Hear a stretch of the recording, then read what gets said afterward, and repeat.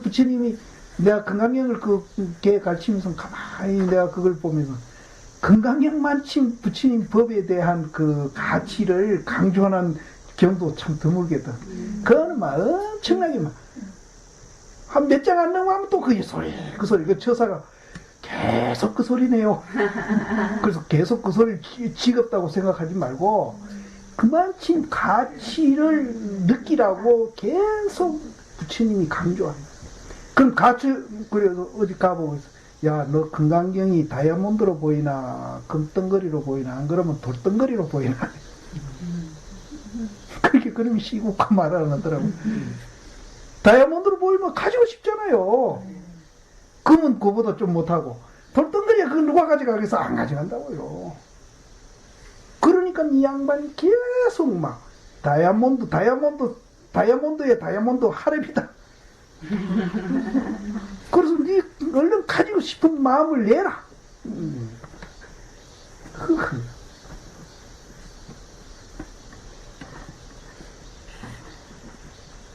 이제 대승비불설이죠.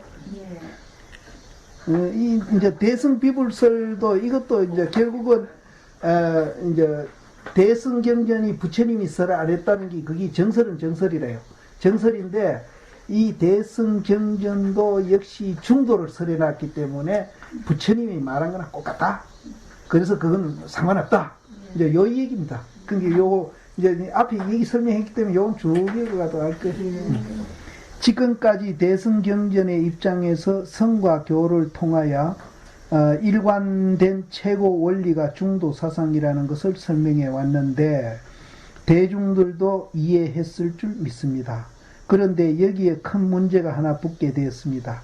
예전에는 원시경전이든 대승경전이든 모두 부처님께서 친히 말씀하신 것으로 믿고 경전 그 자체에 대해서 누구도 의심하지 않았습니다.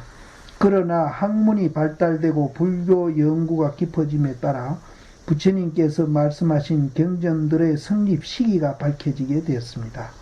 예를 들면 법화경이나 하암경의 범어, 산스크리트죠.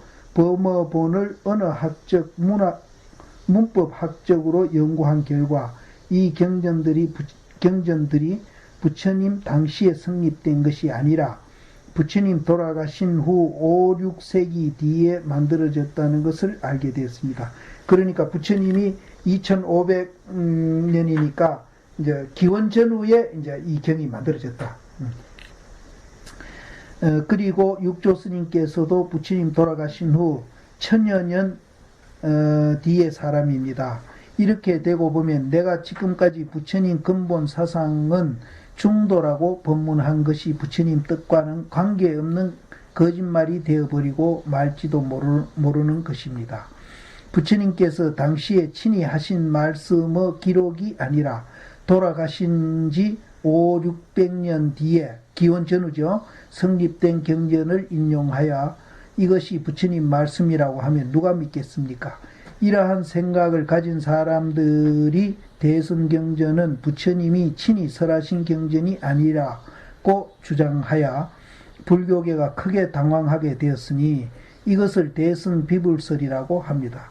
대승은 이제 부처님이 설한 것이 아니다. 이 대승비불설의 주장에 대해서 많은 학자들이 경전 연구를 거듭한 결과 대승경전은 부처님이 친히 설하신 경전은 아니다고 하는 학정이 서게 되었습니다. 그러면 불교의 초기 경전으로 대소승에게 함께 인정하는 아암경은 모두 다 부처님이 친히 설하신 경전인가 하고 연구해 보니 아암경조차도 모두 다 부처님이 친히 설하신 것이 아니라는 것으로 판명되었습니다. 그 대승경전도 이제 기원 전후에 부처님 돌아가신 5, 600년 후에 이제 설해진 경이고, 또 아암경도 또 연구해 보니까 부처님 당시에 설한 것도 있지만은 또 아닌 것도 있다. 부처님이 살아 계신다면 물어나 보겠는데 어쩔 수도 없는 일입니다. 이렇게 학문적으로 곤란한 상황에서 세계적으로 유명한 불교학자인 우정백수라는 분이, 이분은 일본 사람입니다. 그러니까 일본 사람인데 이분은 일본 불교 학자 유명한 나카무라 하지메라는 이가 있는데 그분 스승이니까 요분은 일제시대에 살아있던 분입니다. 이분이 이제 그 일본에서 이제 그 나카무라 하지메하고 여러 사람을 인도로 보내가지고 공부를 시켜가 그 암경을 이제 그 공부해가지고 이제 돌아오게 했던 그 학자를 많이 길러낸 분이랍니다. 이분이 아주 유명한 분입니다. 어떻게 해야만 부처님의 근본 사상을 알 수 있겠느냐 하는 문제에 대해서 해답을 제시했습니다. 첫째, 부처님의 중요한 사적을 기초로 삼고, 둘째는 부처님 당시의 인도 일반 사상을 참고하고, 셋째는 이제 원시경전 가운데의 제일 오래된 부분이라고 인정되는 것을 종합하면 이것만은 꼭 부처님 설했으리라고 믿어지는 공통된 사상을 발견할 수 있다고 했습니다. 이런 원칙들을 기둥 삼고 부처님의 근본 불교를 알려고 우리가 노력해야지, 나는 이렇게 들었노라고 시작한다고 해서 모두 다 부처님이 친히 설한 경전이라고 알아서는 안 됩니다. 이리하여 다시 학자들이 부처님의 근본 사상을 연구하여 보니 초기의 원시경전인 아함경도 아니고 대승경전도 아니고 율장에 주목하게 되었습니다. 근데 교학은 이제 후대 사람들이 이리저리 막 보태기도 하고 더 붙이기도 하고 이래 했지만 율장은 뭐 지키라 했던 그 율장은 손을 안 댔다는 거예요. 그래서 그거는 원형에 이제 남아있다. 율장에 주목하게 되었습니다. 율장을 보면 시대적으로나 언어학적으로나 문법학적으로나 부처님 당시부터의 사실을 그대로 기록해 내려온 것으로서 혹 중간에 가필한 내용이 들어있기는 하나 근본적으로 봐서는 가장 부처님 말씀에 정확하지 않는가 하고 학자들이 판단을 내렸습니다. 율장 가운데 부처님이 최초로 설법한 말씀이 기록되어 있는데 이것은 학자들이 통칭하여 초전법륜이라고 합니다. 이 초전법륜이 불교에 있어서 가장 오래되고 확실한 부처님 말씀이라는 것을 의심하는 학자는 아무도 없게 되었습니다. 그 율장의 초전법륜편에서 부처님은 다음과 같이 말씀하셨습니다. 이 초전법륜이 이제 교진묘 오비고한테 그 뭡니까 그 고진맥도 설한 거기거든요. 세존이 다섯 비구에게 고진이 오비구죠. 다섯 비구에게 말씀하셨다. 출가자는 이변에 친근치 말지니. 아까는 양변을 여의라 그랬잖아요. 여기는 친근하지만 가까이 가지 마라. 친근치 말지니. 그때는 이제 양변을 있다 없다로 안 하고 아까는 있다 없다 했는데 그때는 고와 낙이니라. 그때는 양변을 고와 낙으로 했다. 그 이유도 이제 뒤에 설명이 나옵니다. 고와 낙이니라. 열에도 이 변을 버린 고와 낙을 버린 아까 양변을 여의라 그랬잖아요. 이어서는 고와 낙을 버린 중도를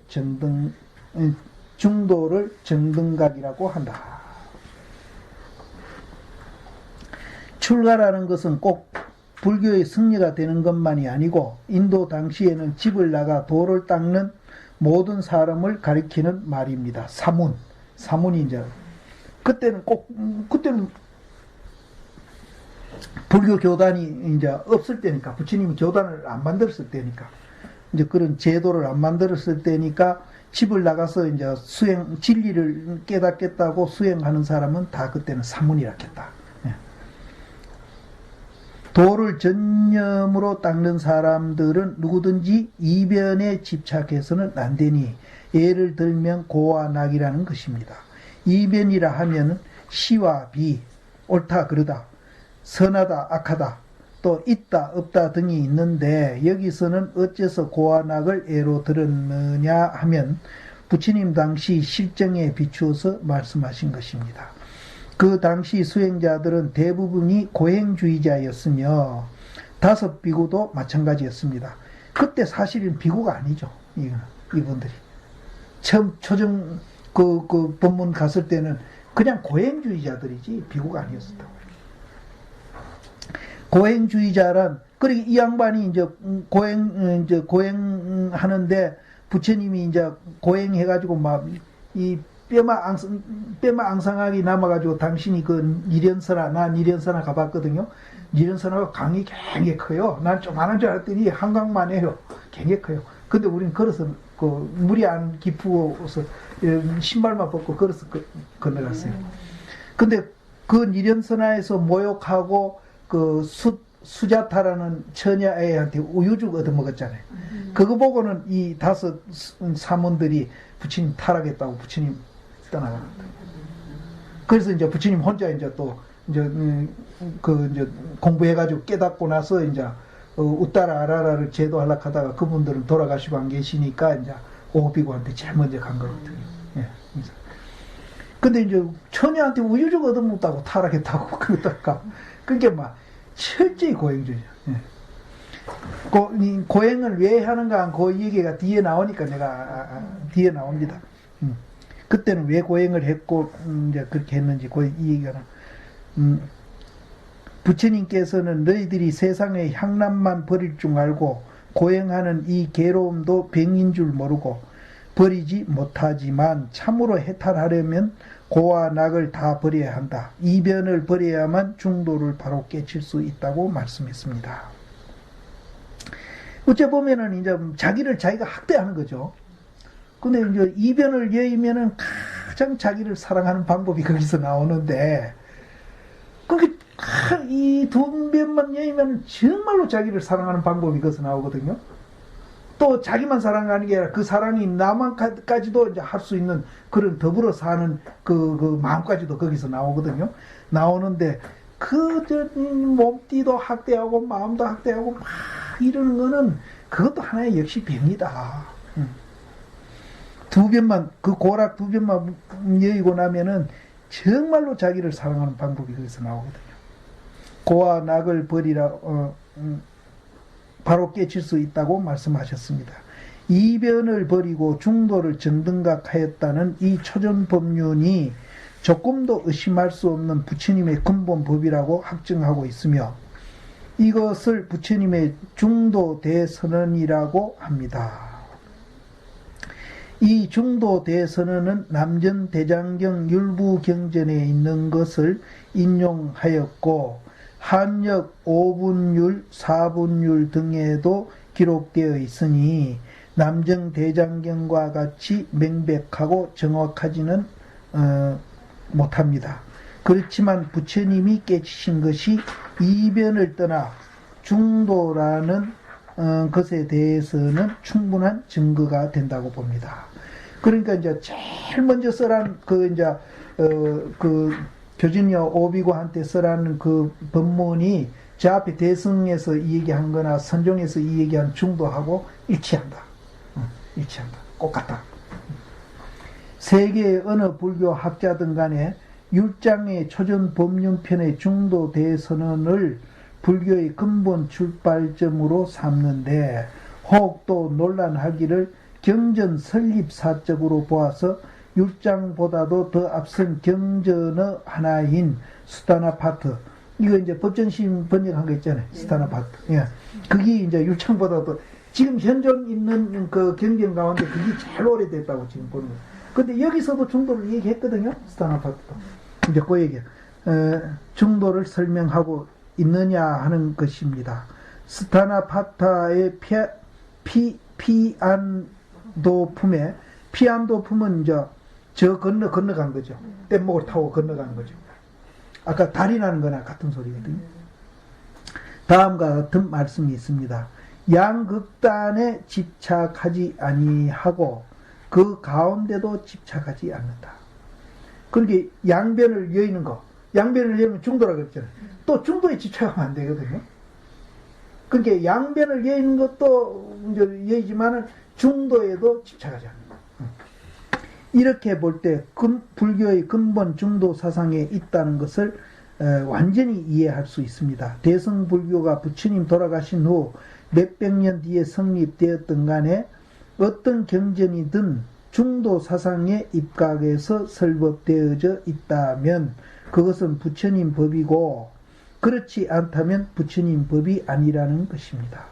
그러면 내가 앞에서 말한 천태종이나 하음종이나 선종 등이 중도를 근본으로 삼았으므로 부처님의 근본 사상을 그대로 이었다는 것이 증명되는 것입니다. 처음에는 학자들이 잘 몰라서 대승불교를 의심하고 소승불교만이 부처님 불교가 아닌가 하고 연구해 보았지만 부처님의 근본 불교가 중도 사상에 있다는 것이 판명된 뒤에는 대승비불설을 학계에서 사라져 버렸습니다. 그러니까 내용이 같으니까 대승이나 초기경전이나 이제 선종이나 전부 내용이 같으니까 그 후부터는 대승비불설에 대해서 이제 비난하지 않는다.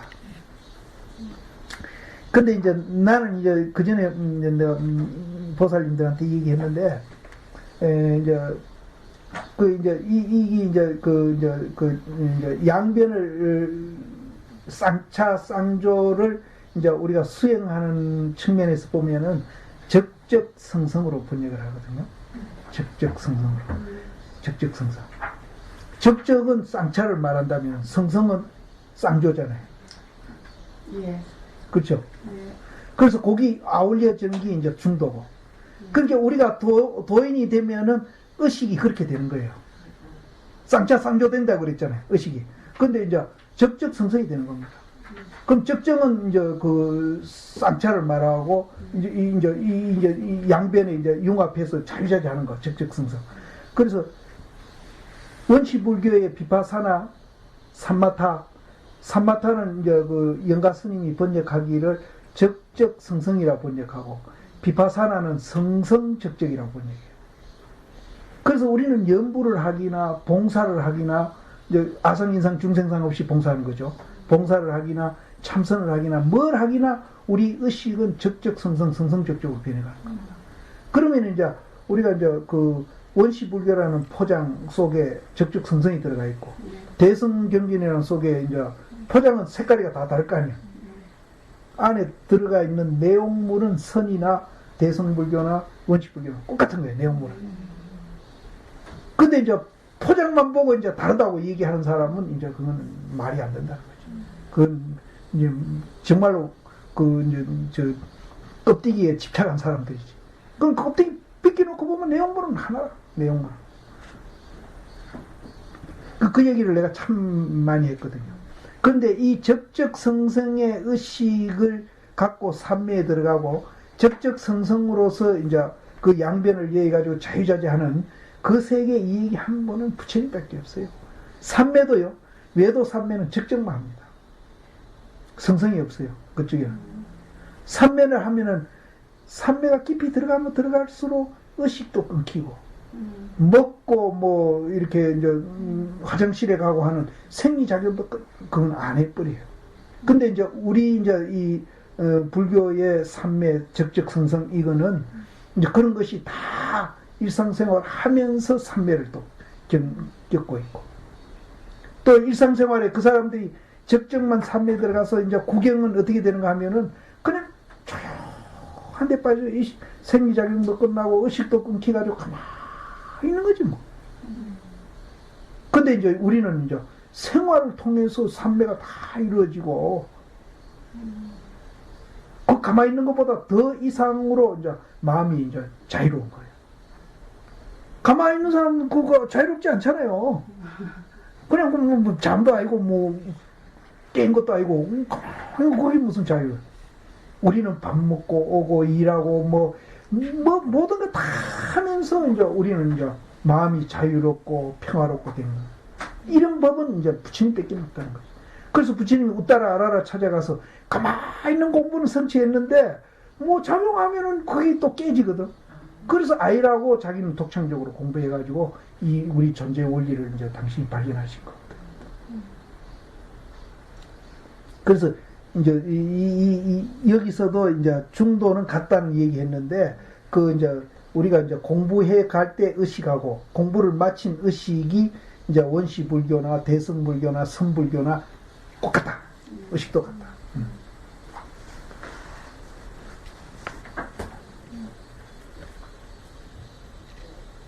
양극단의 집착,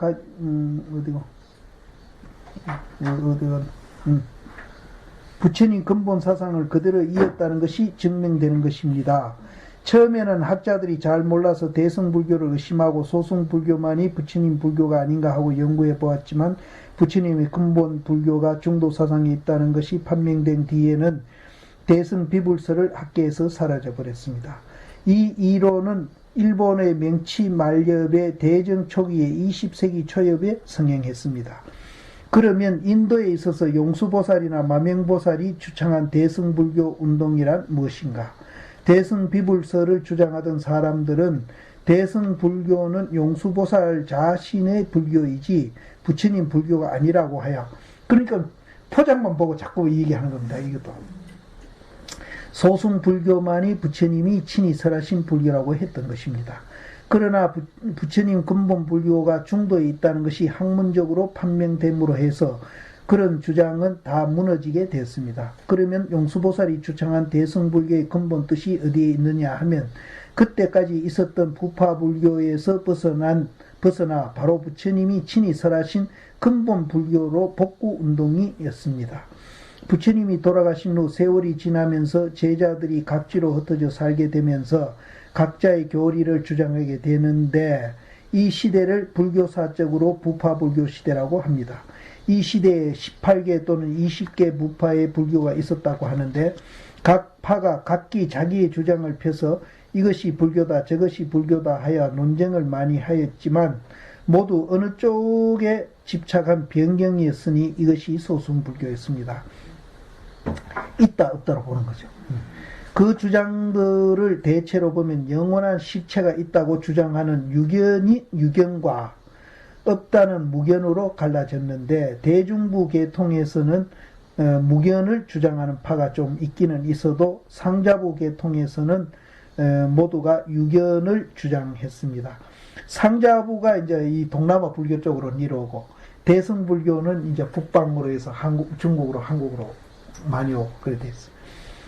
이렇게 부파불교인 소승불교 시대에 있어서는 변견으로 근본을 삼았고 소승경전도 그 당시 자기네들이 편집하였고 또 전에 내려오면서 많이 가필하고 개필을 하였습니다. 이것이 저간의 사정이었습니다. 쉬어갈까요? 1시간 반 했으니까. 네? 예, 쉬십시오. 쉬어가요.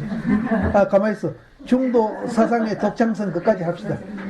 용수보살이 대승불교를 선언하고 나선 것은 삿된 것을 부수고 바른 것을 드러낸다. 파사현재이죠. 드러낸다는 것이었습니다. 즉 유견이 아니면 무견인 소승불교의 삿된 변견을 부숴버리고 부처님의 바른 견해를 바로 세우기 위해서 나선 것이 용수보살의 근본 목적이며 사명이었습니다. 그리하여 용수보살은 중론과 대지도론을 저술하여 부처님의 근본 사상인 중도를 천양하였습니다. 중도 이것만이 부처님의 전통사상이라고 주장하여 그의 제자 제바존자와 같이 부파불교의 추종자들과 논쟁을 벌여 변경을 쳐버리고 부처님의 중도사상을 복구시키기 위해서 활약하였던 것입니다. 이와 같이 대승경전이란 시대적으로 봐서는 혹 부처님과 500~600년의 차이가 있다 하여도 사상적으로 봐서는 부처님 근본 사상을 전통적으로 개성한 것이 확실하게 드러나는 것입니다. 그러니 소승불교는 전통이 아니며 대승불교가 전통인 것입니다. 그러니까 소승불교에서는 이제 양변에 떨어져 있으니까 전통은 아니다. 대승불교가 전통이다. 하나 덧붙일 것은 시대적으로 보아서 불교를 원시불교, 부파불교, 대승불교로 나눕니다.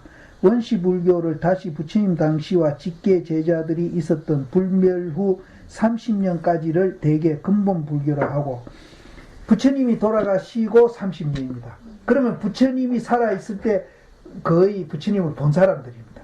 그게 이제 근본불교. 30년이니까 그건 거의 본 사람들. 그걸 근본불교라 하고 돌아가신 후 100년까지를 원시불교라 합니다. 그러니까 그거는 이제 부처님 본 사람도 있고 안 본 사람도 있겠죠. 그걸 원시불교라 하고 부파불교라는 것은 소승불교로서 불멸 후 1세기부터, 그러니까 부처님이 돌아가신 100년 후부터 대승불교가 일어나기까지 400~500년 사이를 말하는, 그러니까 1세기부터 부처님 돌아가시고 100년부터 400년, 500년 가니까 부처님 돌아가시고 100년부터 한 300~400년, 거기 부파불교. 이제 거기서부터 또 이제 대승불교가 나오죠.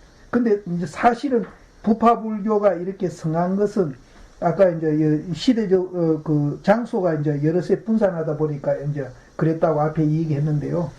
그것도 이유지만은 부처님 살아계실 때는 부처님이 이제 제자들한테 하나의 모델 아닙니까? 예? 수행의 모델이었었거든요.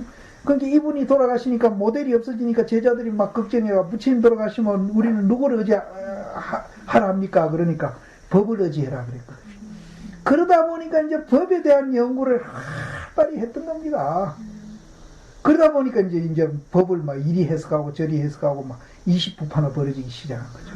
그러니까 장소가 멀어서 그런 것도 있지만은, 그때는 교통이 발달 안 해 교류가 안 되니까 그런 것도 있지만은, 또 이제 법을 연구하다 보니까 그렇게 된 그게 더 크거든요.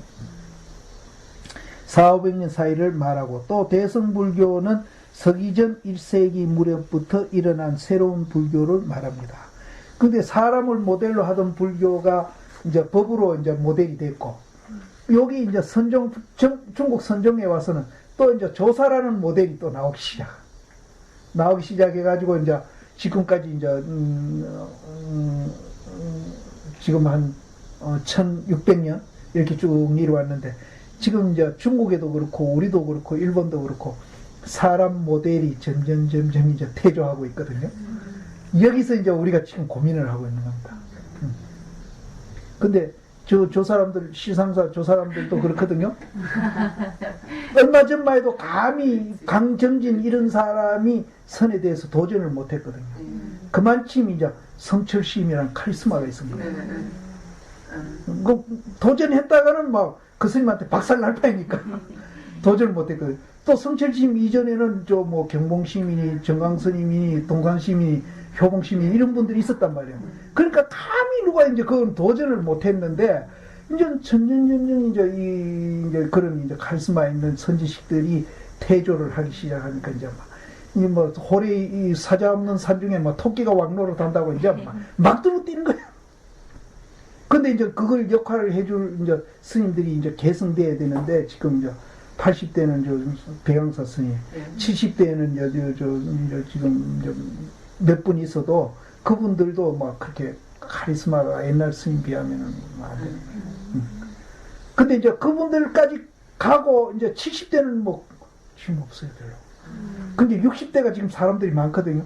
60대는 이제 사람 모델 하던 시대에서 법 모델로 갔다가 또 이제 선종이라는 사람 모델하는 시대에 와가지고 이제 한 일방을, 아까 5가 7종으로 벌어졌잖아요, 중국에. 한 일방을 차지하면서 선지식 시대가 이제 그때는 성했거든요.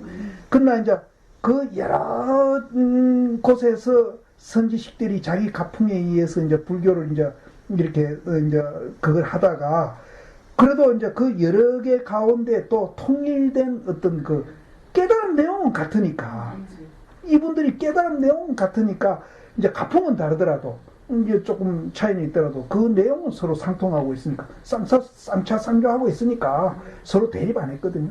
그래서 일방의 이제 부분 불교가 하나의 이제 큰 틀에 이제 이제 성가를 이뤄왔던 거거든요.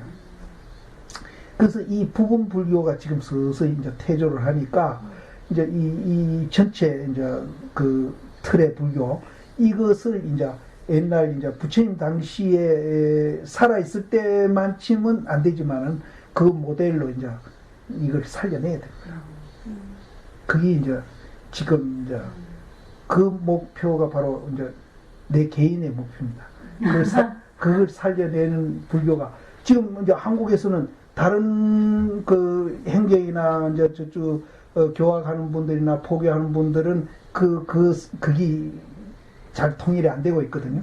그래서 그 원시 부처님 당시에 부처님은 없었지만 그때 이제 제도화됐던 그 성가 공동체 그래도 제일 닮은 꼴이 이 선언에 있는 스님들 성가 공동체. 그래서 요놈을 이제 이 부분 성가는 없어졌더라도 전체 이제 공동된 그 성가를 부처님은 없어도 그 제도 이제 그 정신이죠. 시대는 다르더라도 살려내야 이게 이제 하나의 모델이 돼가지고 다른 사람도 뽐봐라. 그때는 말이 필요 없는 거예요. 뽐봐라. 그 소리만. 그리고 이제 이게 되면은 이제 사회가 되고 정치하는 사람 보고 대통령도 좋아. 여 와서 뽐보시오. 여 와서 한 일주일 공부하고 가시오. 뽐보시오. 그 패거리 갈라가지고 지 사람이나 챙기고 서로 정오심이나 갈등심으로 그렇게 뭐 계획하는 거 그 계획도 아니야. 이거 뽐보고 가시오. 그럼 누구든지 사회 지도자들은 다 이 성가 공동체 와서 뽐보고 가시오. 이렇게 됩니다. 그래서 요번에 이제 내가 맨투맨을 했어요. 우리 수자의 목표가 바로 여기다. 이게 조금 부정적으로 보는 사람도 있는데, 맞습니다. 그 스님 아이디어가 아주 이렇게 이제. 그래서 내가 70까지는 내가 부지런히 나간다. 그래서 이 부처님 당시에 성가 공동체로 살려내야 됩니다. 지금 이제 개인의 이제 사람을 이제 모델로 하던 시대가 지금 점점 이제. 그러니까 지금도 막 어지떠지한테 도전을 받고 있는데, 이제 더 가면 더 하면. 그러니까 이제 개인의 카리스마로 그거를 이제 이렇게 그거 시대는 지내갔으니까 이제 공동체, 성가 공동체로서 그걸 대신해야 이제 감히 도전 못한다. 그러니까 이쪽에 지금 이제 허술하고 실제 또 자기들 보기에는 이제 뭐 아닌 것도 많이 있으니까 이제 막 도전하는 거죠. 그리고 강정진 그 사람도 뭐 지금 뭐 엄청나게 도전하고 있어요. 그럼 뭐 동아일보 막 한국 현대 그 도인들은 다 착각 도인이다고 막 큰 소리. 그 4월 8일에 텔레비 나오는 바람에 더 그랬다고 그래. 그래가지고는 이제 수자에다가 엄청나게 항의가 들어왔대요. 수자에는 뭐 죽은 거가 많으냐, 처사가 저렇게 하는데 입도 뻥긋 못하느냐 막 들어가지고. 그리고 회의소 요번에 회의 가니까 그건 이제 그 상자들은 위장 출가니까 수승은 다른 사람이니까 이놈들을 이제 감찰원에다 고발을 해가지고 뭐 이제 제적을 시켜야 되는 별소리가 다 나오는데 지발 건드리지 말아야 돼. 건드리면 그 사람 건드릴수록 더 유명하게 만들어주니까 그거는 지금 스승이 알아요. 그리고 원택심은 그 쫓았다거든. 원택심 상자 8명 중에 하나 원택심 쫓았다. 근데 그건 스승이 알아서 개별적으로 대응을 해야 되지, 이 단체가 대응을 하면 이 사람 더 유명인 사람. 그래 내가 총무원에서 정확하게 스님 좀 평해달라고 책을 갖다 놨거든요. 포교원에서. 그래 내가 지금 요새 틈틈이 읽는데 자기가 그 견성애가 인가받았다는 거 이제 얘기가 나오거든요. 그럼 말도 안 되는 소리다. 그 인간은 무슨 인가 아무것도 깨달아 놓고 내가 하도 타파했습니까 안 했습니까? 지금 스님한테 묻는 게 그게 무슨 인가요? 이거는 서장에도 나오지만 이 깨친 거는요 꿈을 깬 것 같다고 그랬어요. 그렇게 분명하다는 거예요. 깨치면. 그리고 아까 햇빛 얘기 나왔잖아. 구름을 헤치고 해가 나온 것 같이 그렇게 분명한 거라. 뭐 하고 깨쳤습니까? 안 깨치면 먹고 무슨 지가 인가 받고 말고. 그리고 아까 이 끓는 얘기 있잖아요. 선이다고 다리다. 저는 뭐 손가락 중에 저 손가락도 왕 손가락도 못 되고 새끼 손가락이에요. 손목이다. 그러니까 전혀 나요. 그래서 어느 게 맞다 어느 게 틀리다 뭐 얘기할 거리가 없어져. 그런데 저기 매스컴한 걸 타가지고 그래가지고 우리가 단체가 건드려 놓으면 또 그 사람들은 매스컴 그 플레이를 잘하잖아요. 언론 플레이를 잘하니까 진짜 붕 떠버릴 것 같아. 지발 건드리지 마라 내가 막 젊은 신들 막 이랬는데 내가 지발 건드려. 서울대 때문에 그래. 그럼 서울대 그것 때문에 서울대 그래. 때문에 그래. 서울대 많이 뭐 그렇게 서울대 많이 그뭐별 서울대선에 나왔던 큰애들이 그 전부 스승이니까. 그 사람한테 스승이잖아. 이 다 했는 서울대 거 때문에. 다 했어요? 예. 중도 사상 독창성까지 했어요? 근본 불교인 원신 불교와 부파 불교인 소승 불교는 근본적으로 틀립니다. 부파 불교 시대에 있어서는 유견 아니면 무견, 무견 아니면 유견의 변경으로 각기 자기 교서를 주장한 소승 불교로서 중도 사상이 없는데 반하여 근본 불교는 중도 사상에 입각하여 모든 교설이 설해져 있습니다. 그래서 소승 불교는 부처님 사상을 오해한 변질된 불교이며 전통의 불교는 아니라는 것은 요즘 와서 학자들이 말하게 되었습니다. 이 근본 불교 사상에 대한 연구 공적이 제일 큰 사람은 우정백수 박사라고 나는 생각합니다. 시작합시다. 예.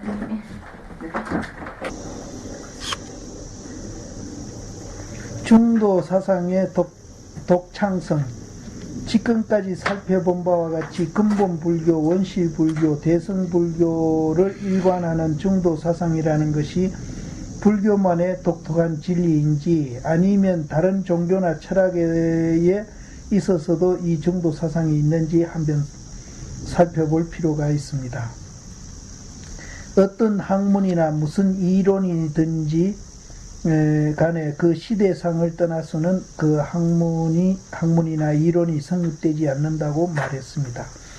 아무리 큰 학설이라 해도 평지 돌출한 것은 있을 수 없고 오직 과거 학설의 영향을 받았거나 그것을 조금 발전시켰거나 변형시킨 것으로 생각하여 신학설이란 것도 시대적 변형과 시간적 발전이라고 봅니다. 불교 연구가 깊지 못하였을 때는 세계의 불교 학자들도 중도 사상이라는 것이 인도 사상의 하나의 발전 과정이지 부처님이 독창적으로 새로 발견한 진리는 아니라고 생각했습니다. 그러나 불교 연구가 깊어짐에 따라서 고대 인도에 있어서 부처님 앞에도 중도 사상은 없었고 당시에도 중도 사상이 없었으며 오직 부처님만이 발견하고 성립시킨 새 진리가 중도 사상이라는 것이 연구되었습니다. 특히 일본의 우정백수와 인도의 바루아의 공적이 제일 크다고 보겠습니다. 이 인도의 바루아가 나는 누군지 몰라요. 이제 그런 분이 있는가 봐요. 그럼 인도 사상에서 어떻게 그것을 증명할 수 있느냐 하는 문제입니다. 부처님 당시까지의 인도 사상을 크게 나누면 하나는 바라문의 사상이며 다른 하나는 여기에 반대하여 일어난 일반 사상. 이것을 불교에서는 육사외도라고 합니다. 인도의 전통 사상인 바라문교에서는 전변설을 주장합니다. 우주의 최초의 유일무이한 근본적인 범, 즉 브라후마를 인정하고 이것이 전변하여 순차적으로 잡다함이 생겨서 우주 만물이 나왔다고 생각하며 또 개개 물체 가운데 유일무이한 브라호마가 내재되어 있다고 생각하여 그것을 아트만이라고 하였습니다. 이것은 일종의 내재신 사상이라고 볼 수 있습니다. 이 범신 사상이거든요. 이게 그렇게 브라만이라는 큰 이제 그 눈에 보이지 않는 진리가 있는데 이제 중국으로 말하면 도교랑 비슷한 거죠. 태극 무국이 있다. 거기에서 이제 모든 이제 그 물체가 거기서 이제 전변돼 나왔다. 전변은 이제 굴을 전자, 변할 변자거든요. 하나가 굴러서 이제 변해서 이제 만물이 이제 나왔다. 이렇게 보는 건데, 그러면 우리는 이제 자성짜리, 아까 이제 쌍차에서 쌍조가 이제 나왔다 하는 사람도 있거든요. 그렇게 이제 또 생각할 수도 있거든요. 실제는 이제 쌍차극이 쌍조하고 쌍차하고 이게 이제 분리 안 되고 하나가 되어 있다 그랬잖아요. 근데 여기서는 이제 나왔다 이거죠. 여기는 이제 생성 원리를 말하고 나왔으니까 생성 원리를 말하고 이제 우리 이제 연기설은 이제 이게 분리가 안 되고 이제 그 존재 자체가 그렇게 되어 있다 보기 때문에 우리는 존재론으로 보고 여기는 이제 생성 원리로 보는 겁니다. 이제 그 점이 다르고 또 이제 그 브라만이 있고 거기 이제 각자가 이제 이렇게 있다. 또 우리는 이제 쌍차에서 쌍조가 이제 그렇게 된다 하니까 거기 이제 비슷하니까 불교하고 이제 거기 같습니다 한 사람들이 참 많거든요. 그래서 이제 지금 수자 가운데서도 이제 이 바라문 사상 전변설을 갖고 자꾸 불교라고 선전하는 사람이 또 있습니다. 그런데 이제 한 가지 뭐가 틀리는가 하면은 그렇게 이제 억질로 이제 그 끼 맞춘다 하더라도 우리는 이제 이제 쌍차 자리가 거기 없는 거거든요. 그게 있는 자리가 아니거든요. 뭐가 있는 게 아니거든요. 그리고 거기에서 이제 작용이 일어난 그것은 이제 일어나든 쌍차가 됐든 쌍조가 됐든 그거는 전부 연기에 의해서 이루어져 있는 것이죠. 연기에 대해서. 독립된 개체가 있는 게 아니고 여러 가지 물건이 합성돼 가지고 만들어졌다. 이렇게 보니까 이제 실체가 없고 이제 있더라도 그것이 영원하지 않고 무상하고 무하다. 이렇게 보는 거거든요. 근데 저쪽에서는 저 브라만도 있고 아트만도 있다고 보거든요. 그 점이 근본적으로 틀립니다. 우리는 연기로 되어 있다고 보고 저 사람들은 있다고 보고 그 논리대로 끼 맞춘다 하더라도 그게 근본적으로 틀려요. 그러니까 먼저 비교 종교 연구하는 그 어떤 보살이 이제 내려와가지고 요번에는 불교 책을 쓴대요. 그래 내가 쭉 얘기하니까 자꾸 이걸 들어대는 거예요. 이거하고 같습니다. 그래 내가 한참 그분이 이제 이쪽 비교 종교학을 연구하는 분이라서 굉장히 박식하더라고요. 그래서 내가 이제 이 얘기를 한 10분 이상 들어줬습니다. 들어주고 그쪽에서 말하는 브라만이나 아트만은 있다고 실제하다고 보지 않느냐. 있다고 보지 않느냐. 그렇습니다. 여기는 연기로 보지 않느냐. 그 말이 맞다 하더라도 근본적으로 틀린다. 연기로 보는 거하고 실제 있다고 보는 거하고 다르다. 그래서 지금도 이제 이걸 이제 어떤 그 수자 스님이 그분도 서울대학교 나온 분입니다. 그래가지고 이제 이분도 이제 브라만 나는 누구냐는 책 쓴 분이거든요. 자꾸 그 책을 지금 계속 번역해내고 있습니다. 그래가지고 그쪽 이제 전변설하고 연기설을 혼돈을 해가지고 그것도 그게 맞다고 또 그거 따라서 공부하는 스님들도 많이 있어요. 내가 어떤 피문이가 막 나한테 막 계속 덤비더라고. 지가 맞다고. 그래 내가 이제 계속 웃고 넘겨줬더니 그 같이 온 비구니가 그런 경우는 딴 스님 같으면 스님이 화도 낼 만한데 스님이 계속 웃으시네요. 그 웃지 왜 하는 어른 사람이 그러는데 내가. 그리고 이제 그걸 구별할 줄 알아야 됩니다. 전변설하고 연기설하고 구별할 줄. 그래서 이 세계에 있는 종교는 전부 전변설입니다. 기독교도 하나님이 만들었다는 거나 이제 저 도교에서 태극 무국이 이제 변해가지고 만물이 됐다는 거나 브라만이 변해가지고 만물이 됐다는 거나 전부 그렇게 이제 그쪽 종교는 이제 창조되는 이제 신이 되든지 창조된 진리든지 있다고 보는 거예요. 그렇게 자기들이 같은 전변설이면서도 각자 자기들이 이제 생각하는 이제 창조하는 그것이 절대 유일하고 그것이 옳다 해가지고 다른 창조하는 것과 이제 대립을 해가지고 전중 종교 전쟁을 하는 거거든요. 그러니까 우리는 아예 그 실체가 없다. 여기는 부처님도 없다고 그러잖아요. 부처님 없는 그것이 부처님이다. 그러니까 이제 대상이 없지 여기는 뭐하니까. 그러니까 전쟁이 있을 수가 없는 겁니다. 그래서 이거하고는 아주 이제 우리가 이제 구별을 해야 됩니다. 근데 이거 구별을 잘 못해요. 그래가지고 스님들도 이제 이 자성이 이제 자성이 모든 만물을 만들어낸다. 이렇게 전면설식으로 불교를 해석하는 사람이 참 많았어요. 9세대에 그런 놈들이 많았습니다. 그러니까 그 자성이 이제 생성 원리로 보는 거예요. 만들어낸다. 그렇게 일체 유심족하니까 그렇게 봐버리는 거예요. 일체 유심족하니까. 그렇게 만들어낸 뭐가 있다고. 그게 마음이다. 그렇게 보는 분이 많아요. 그거는 이제 아주 잘못된 거예요.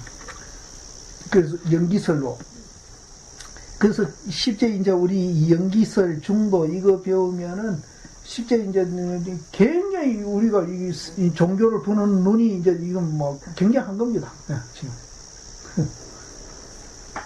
그래서 부처님 당시까지 인도 사상을 크게 나누면 하나는 바람문 사상이며 다른 하나는 여기에 반대에 일어난 일반 사상. 이것을 불교에서는 육사외도라고 합니다. 인도의 전통 사상인 바람문교에서는 전변설을 주장합니다. 우주의 최초의 유일무이한 근본적인 범이 이게 이제 그 브라만이거든요. 이제 범, 즉 브라만을 인정하고 이것이 전변하여 순차적으로 작다함이 생겨서 우주 만물이 나왔다고 생각하며 또 그 개개 물체 가운데 유일무이한 브라만이 내재되어 있다고 생각하여 그것을 아트만이라고 하였습니다. 이것은 일종의 내재신 사상이라고 볼 수 있습니다. 범신 사상입니다. 이 범신. 이 사상은 말하자면 범신 사상으로 유신적입니다. 우리가 생사를 해탈하여 참으로 영원한 자유를 얻으려면은 부정과 제약에 물들여진 내재신으로서는 해탈할 수 없으므로 마음을 제어하는 명상법을 발전시켰습니다. 육체적인 어떤 노력보다도 정신적 수양을 하는 수련 방법을 택했던 것이니 이것을 보통 수정주의라고 합니다. 이제 정을 닦는 이제 공부다. 이거는. 근데 사실 이 바른 정자가 아니고 이거 정이라는 그 정자인데 이건 바른 정자를 해놨어요. 네. 그래서 정을 닦는 주의다 해가지고 수정주의라고 합니다. 다음 일반 사상 즉 육사외도에서는 적치설을 주장합니다.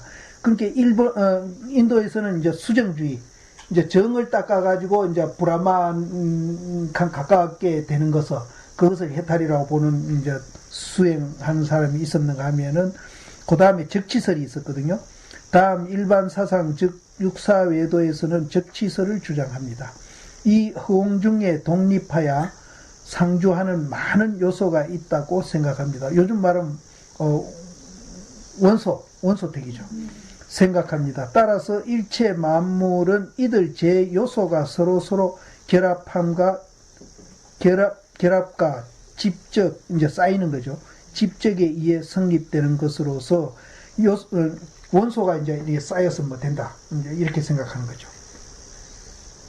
결코 유일무이한 근본적인 무엇으로부터 만물이 생겨난다고 하는 단일한 근본체를 부인합니다. 그러니까 저쪽에서 브라만이 뭐 만들어냈다. 그걸 부정하고 나온. 그러니까 이 모든 존재는 원소가 모여서 됐다. 그러니까 막 물도 H2O가 됐다. 이 원소가 합해져 됐다. 이런 이제 식으로 보는 이제 견해. 그걸 적치설이라고.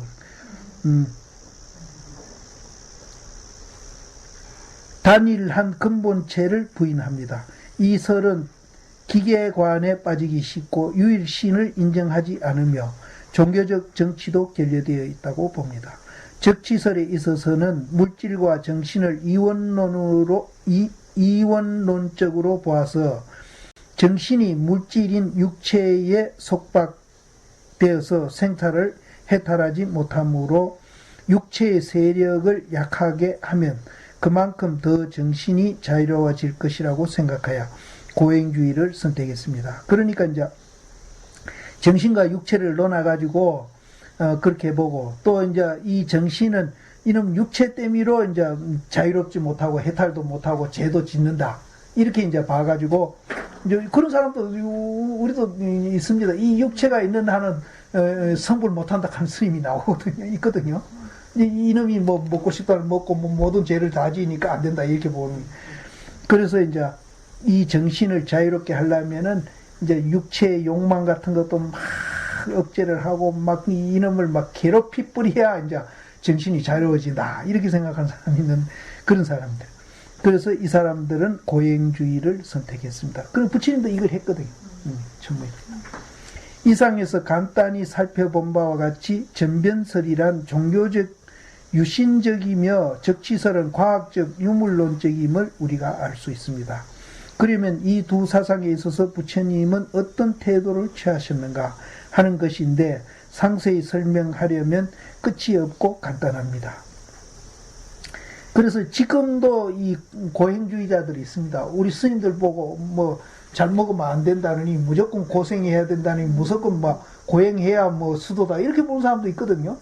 그러니까 나는 그렇게 보면 그건 정신이나 육체를 구박하고 그 학대하는 것이지 그게 무슨 수행이가. 우리가 이제 양변을 떠나가지고 비교 안 하는 마음에 더 가면은 비교 안 하니까 마음이 편해지는 그 자체가 자기를 사랑하는 거거든요. 또 그러고 양변이 오더라도 거기에 집착 안 하고 끄달리지 안 하고 자유자재하고 그게 이제 자기를 가장 사랑하는 방법이고 그게 또 이제 그 세계에 가면은 이제 내만 그게 아니고 다른 사람도 그렇게 돼 있다는 걸 아니까 그래서 같이 더불어서 그렇게 이제 삶을 살면서 그렇게 이제 안 된 사람도 그렇게 연민으로 되도록 만들어주고 그런 마음이 그것은 지절로 나오는 겁니다. 그게 이제 자기도 사랑하고 남도 사랑하는 방법이지. 그래갖고 그 전에 범어사 간조 시임이 그때 절에 자가용 사고 얼마 안 됐어요. 시내 나가서 운전하는 그 기사님이 잘못해가지고 박았거든요.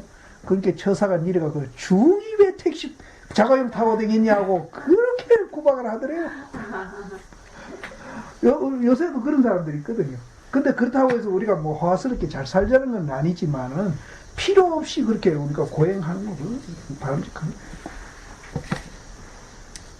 이제 검소하고 이제 우리가 이제 그렇게 사는 거 이거는 이제 우리가 이제 이제 물질을 아끼고 그런 건 그래서 이제 옛날 스님들도 콩나물 대가리 하나 따라서 뭐 30년이라다 그건 이제 고행안이라고 그런 게 아니거든요. 검소하고 절약하고 이제 그렇게 그런 정신에서 하는 것이지.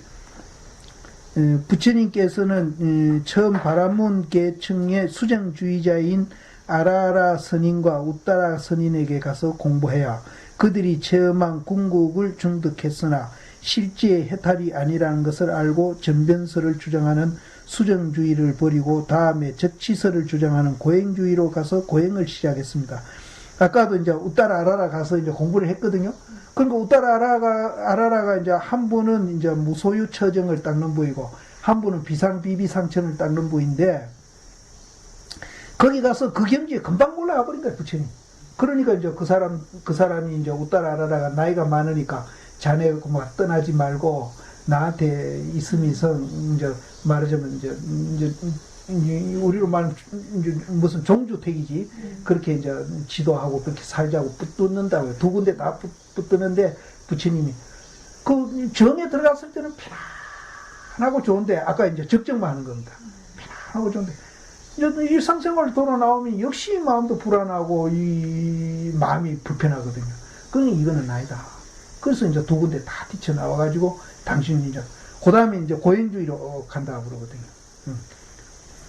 그래서 이제 아까 내가 말하는 적정만 하는 그것은 이제 수정주의입니다. 수정주의. 고행을 시작했습니다. 그러나 6년 동안 가진 고행을 다 했으나 아무 소득이 없어서 고행을 버리고 보리수 아래에서 독자적인 방법으로 스스로 공부하여 새벽별을 보고 정각을 이루었던 것입니다. 그 당시 인도 수행 방법의 양대 조류인 전변설의 수정주의나 적치설의 고행주의를 다 버리고 중도에 입각한 영기설이라는 자기의 독특한 새 입장을 개척한 것입니다. 부처님 당신의 그 존재 원리를 발견한 거죠. 당신의 이제 이 마음도 그렇고 이 몸띠도 영기로서 존재하고 있다는 것을 발견한 것이죠. 부처님 전에 모든 인도 사람들은 참으로 우주의 근본 원리를 바로 깨치지 못했기 때문에 중도를 몰랐으며 부처님만이 우주의 근본 원리를 바로 깨쳐 중도 사상을 천냥한 것인 만큼 그 이전 인도 사상의 시대적 변형이라든가 시간적 발전이라고 볼 수 없고 부처님이 처음 제창하신 새 출발의 사상입니다. 그러니까 이제 어떤 시대의 영향이나 사상의 영향을 받지 않았다. 부처님이 이제 독자적인 공부를 해가지고 당신의 그 존재 원리를 이제 그렇게 이제 발견한 것이다.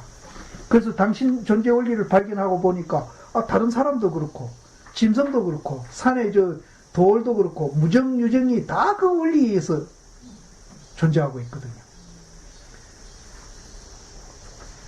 그 원리에서 존재하고. 그러니까 이제 당신이 이제 짐승이나 자기나 모든 존재를 평등하게 보시죠. 평등. 거기는 우열도 없고 범성도 없고 뭐 거기는 뭐 장단점도 없고 아무도 평등하고 전부 다 그렇게 돼 있으니까. 그래서 당신이 깨치고서 그런 소리 했다잖아요. 희유하고 희유하다. 모든 존재가 불성을 갖고 있구나. 그런 얘기. 그런데 이제 자기가 깨치고 보니까 딴 사람도 이제 다 그렇게 이제 보인 거죠. 그래서 자기 깨친 게 다른 물건도 같이 함께 깨친 거나 같아. 그 원리로 되어 있으니까. 그래서 그렇게 보고 그렇게 대하는 것 뿐이에요. 그렇게 대하고 그렇게 행동하는 게 그게 지혜고 해탈이고 열반이라 다른 지혜가 없어. 모든 똑같이 되어 있으니까. 그렇게 평등하게 보고 그렇게 이제 생각하고 그렇게 대하고 그렇게 생활하신 것도 그렇게 대하고 그렇게 보는 것은 반야고 지혜고 그렇게 생활하는 것은 해탈이라. 해탈이. 그게 열반이고. 그러니까 우리는 복잡하게 낱낱이 다 깨칠 거 없는 거야. 자기 존재 원리만 알면은 뭐 세상 원리가 똑같이 돼 있으니까.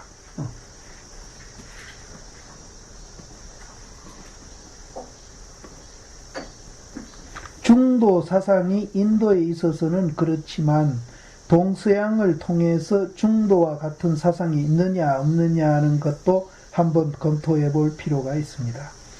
이분도 이제 이 중도가 가치가 있고 이게 이제 다른 사람한테 배운 것도 아니고 이제 부처님이 독창적으로 발견한 것이고 또 그 발견한 부처님의 그 중도가 모든 존재에 보편되어 있다는 것을 강조하려고 이제 이 철심이 이제 지금 자꾸 그 얘기하고 있는 거거든요. 그 가운데서도 유교의 중용과 불교의 중도가 같은 것이 아니냐고 흔히들 말하는데 전혀 틀리는 사상입니다.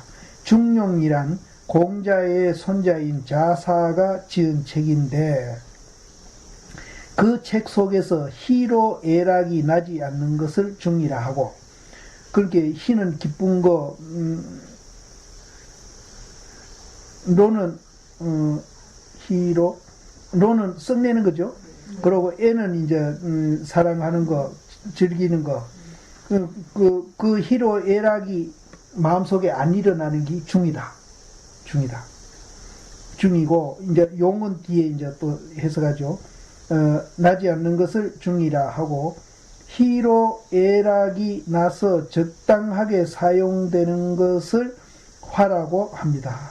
그게 용이거든요.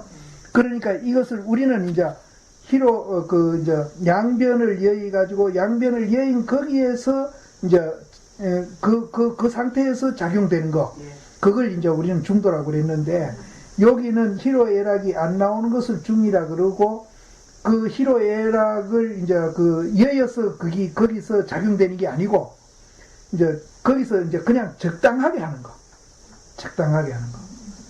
희로애락을 적당하게 하는 거 그것을 용기락하고 화락한다. 그러니까 우리가 이제 양변을 여의 가지고 양변을 여의 상태에서 작용되는 거하고는 다르다. 적당하게 사용되는 것을 화라고 합니다. 이제 여기서 인용한 바 희로애락이 나지 않는 것이 중이라고 한다고 하니 이것이 중도가 아니냐고 생각할지 모르겠습니다. 그러나 앞에서 누누이 설명해 왔지만 중도란 양변을 여의는 동시에 양변이 완전히 융합하는 것이므로 그렇게 이제 이제 양변을 여인 상태에서 그 상태에서 작용이 일어나는 거니까 그게 이제 융합 하나가 합해져 가지고 작용이 일어나는 거니까 융합하는 것이므로 중용과는 틀리는 것입니다. 그러므로 쌍차 쌍조를 내용으로 하는 중도를 바로 알게 되면 동서양의 모든 종교나 철학이 불교는 근본적으로 다른 입장에 서 있다는 것을 확실히 알 수 있을 것입니다. 흔히 보면 불교를 믿는 사람들도 불교나 유교나 도교나 예수교나 혹은 헬겔 철학이나 칸트 철학과 같지 않느냐고 혼돈시켜 버리는 사람들도 많이 있는데, 이런 사람들은 부처님의 중도 사상을 완전히 이해하지 못했기 때문에 그런 오류를 범하는 것입니다. 근데 여기 이제 전라도 어떤 그 큰 스님은 헬겔의 그 변증법 있잖아요. 그거를 이제 자꾸 중독한 같다고 얘기를 하거든요. 그분이. 헬겔의 변증법은 달라요. 헬겔의 변증법은 나도 이제 그분이 하도 주장해서 헬겔의 변증법에 대해서 내가 저 철학 서적을 찾아서 내가 이해하려고 여러 번 읽었는데 굉장히 어렵더라고요. 어려운데, 근데 이제 다만 내가 거기서 이제 그 전에 내가 설명했는데 지금 갑자기 설명이 안 되는데, 내가 이제 지적할 건 뭔가 하면은 헬겔의 변증법에서 정반합이 우리 맨대로 쌍조가 안 돼 있어요. 그러니까 우리는 말하면은 이제 있는 것도 아니고 없는 것도 아니고 있기도 하고 없기도 하고, 있는 거와 없는 것이 합해져 있는 게 중도다, 이렇게 설명을 하는데, 그게 이제 세 개가 하나가 돼 가지고 이제 이게 전부 다 있는 것도 아니고 없는 것도 아니고 있기도 하고 없기도 하는 그것이 서로 유기적으로 하나가 돼 있거든요. 하나 된 상태에서 거기 이제 이렇게 작용하고 안 하고 그 상태거든요. 그리고 유무가 합해지는 것이 중도다, 이렇게 열반면 여기 뒤에 그 말이 나온다. 그런데 헬겔의 변증법은 정반합이 따로따로 떨어져 있어요. 그런데 자꾸 저분이 그런 얘기예요. 청하스님이에요, 청하스님. 그래서 그것 때문에 내가 일본의 헬겔의 변증법 그 철학 서적을 찾아가지고 공부를 했다고. 그래서 그거 먼저 서장할 때는 내가 그걸 쫙 설명해 줬는데 이제 지금 또 잊어버렸어. 다만 이제 그 정반합은 따로따로 떨어져 있는 거, 우리 맨들 하나로 안 돼 있다는 거. 그래서 그거하고는 달라요.